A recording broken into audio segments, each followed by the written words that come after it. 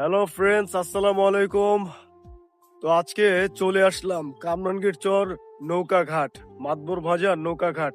তো এখানে আপনারা দেখেন অনেক নৌকা আছে। আর শীতকালীন সময় যদি একটু নদীর পাড়ে আসতে পারেন তো আরো ভালো লাগবে নিজের কাছে। তো আমার কাছে আজকে একটু অন্যরকম ফিল লাগতেছে। তো বৃষ্টির মতো মনে হচ্ছে, হয়তোবা নিশি পড়তেছে, একদম চুলগুলো সব ভিজে গেছে মাথার উপরে।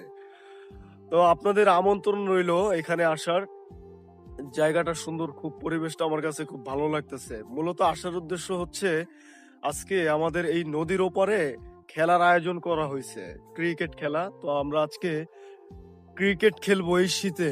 শরীরটা একটু চর্চা করার জন্য আসলাম এই শীতে।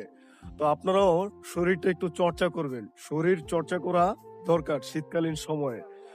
তো আপনারা খেলাধুলা করবেন প্রত্যেকেই। আর আমি বলি যে আসলে একটু এই শীতের ভিতরে যদি একটু গরম গরম চা হয় বা পিঠা হয় তো আরো ভালো হয়। আমরা দেশ গ্রামে যখন যাই তখন দেখি যে শীতকালীন সময় অনেকে উঠানে বসে অনেক পিঠা খায়, অনেকে অনেক গরম অনেক কিছু খায়, অনেক রকমের পিঠা খায়।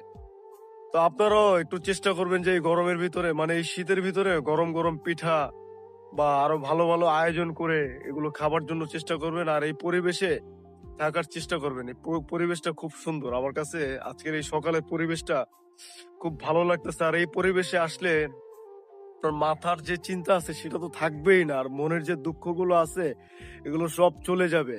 তাই ইনশাল্লাহ আপনারা চেষ্টা করবেন এই নদীর পাশে আসার আর এই ফিলটা নেওয়ার চেষ্টা করবেন। ধন্যবাদ। ভালো থাকবেন সবাই। আসসালামু আলাইকুম ওয়া রাহমাতুল্লাহি ওয়া বারাকাতুহু।